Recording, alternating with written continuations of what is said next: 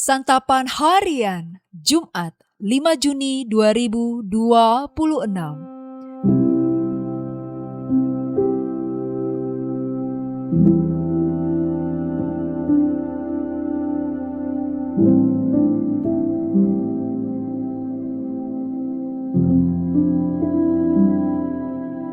Inilah program Santapan Harian, sebuah program yang mengajak Anda menelusuri isi Alkitab, agar Anda menemukan makna firman Tuhan sesuai dengan konteksnya.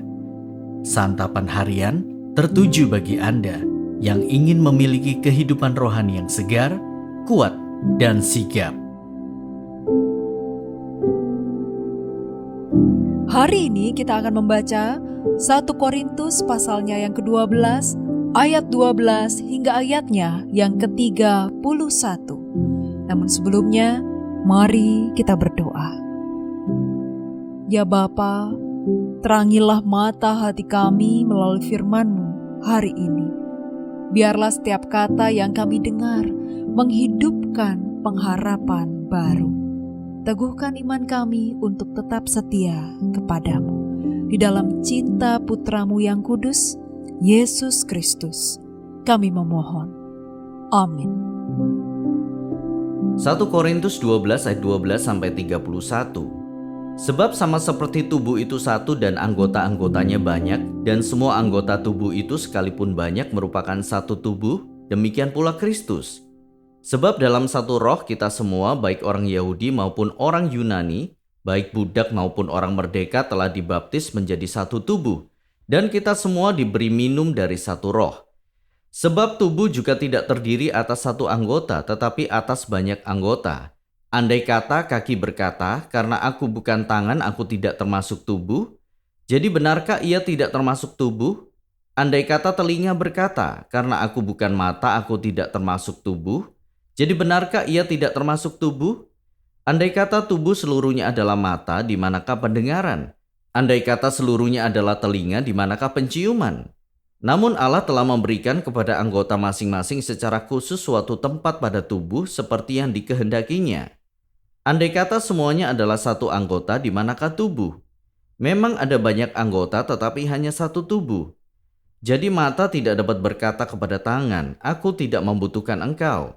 Demikian pula kepala tidak dapat berkata kepada kaki, aku tidak membutuhkan engkau. Malahan anggota-anggota tubuh yang tampaknya paling lemah justru yang paling dibutuhkan. Kepada anggota-anggota tubuh yang menurut pandangan kita kurang terhormat, kita berikan penghormatan khusus. Dan terhadap anggota-anggota kita yang kurang layak diperlihatkan, kita berikan perhatian khusus.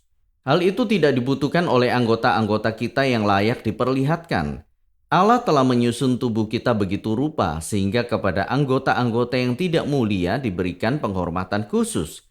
Supaya jangan terjadi perpecahan dalam tubuh, tetapi supaya anggota-anggota yang berbeda itu saling memperhatikan. Jika satu anggota menderita, semua anggota turut menderita. Jika satu anggota dihormati, semua anggota turut bersukacita. Kamu semua adalah tubuh Kristus dan kamu masing-masing adalah anggotanya. Allah telah menetapkan dalam gereja, pertama para rasul, kedua para nabi, ketiga para pengajar, selanjutnya mereka yang berkarunia untuk membuat mukjizat, untuk menyembuhkan, untuk melayani, untuk memimpin, dan untuk berbicara dalam berbagai jenis bahasa lidah. Apakah mereka semua rasul atau nabi atau pengajar? Apakah mereka semua mendapat karunia untuk mengadakan mukjizat, atau untuk menyembuhkan, atau untuk berkata-kata dalam bahasa lidah, atau untuk menafsirkan bahasa lidah? Jadi berusahalah memperoleh karunia-karunia yang lebih penting. Namun aku menunjukkan kepadamu jalan yang lebih utama lagi.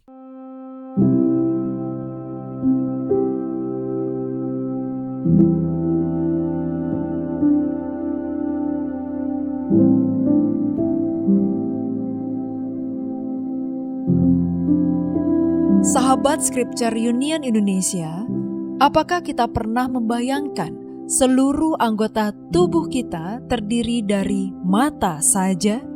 Atau semua anggota tubuh kita terdiri dari satu jenis bagian tubuh saja, misalnya telinga, atau kaki, atau tangan saja? Apakah tubuh seperti itu indah?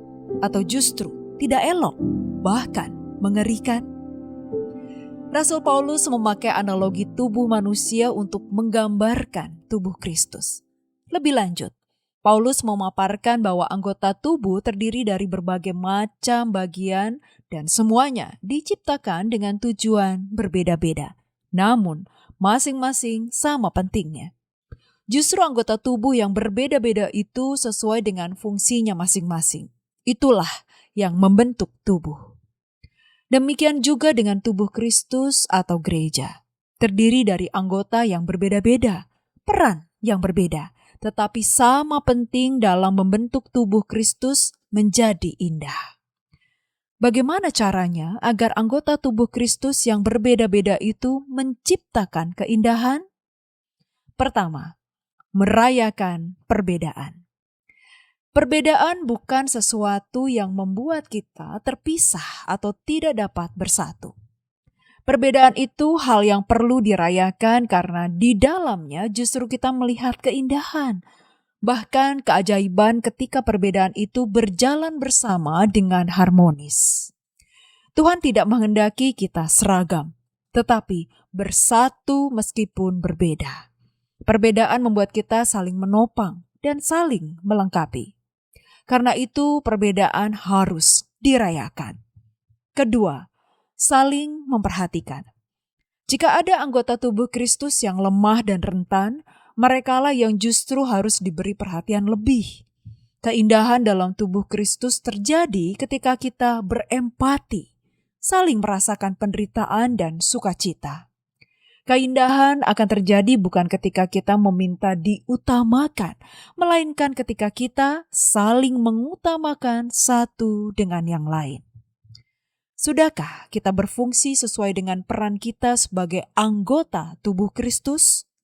Amatilah komunitas kita. Adakah anggota yang membutuhkan perhatian?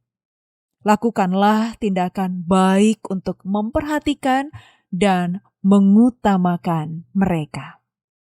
Mari kita berdoa. Yesus yang penuh kasih, ajarlah kami melihat perbedaan sebagai warna-warni indah yang Engkau rajut di dalam kasih dan kesatuan. Jauhkan kami dari hati yang ingin menang sendiri, dan tuntun kami untuk saling mengutamakan, menghargai, serta melayani dengan rendah hati. Melalui keberagaman yang dipersatukan oleh kasih-Mu, kami menjadi persekutuan yang hangat, damai, dan saling menguatkan. Di dalam cinta kasih-Mu ya Yesus, kami berdoa. Amin.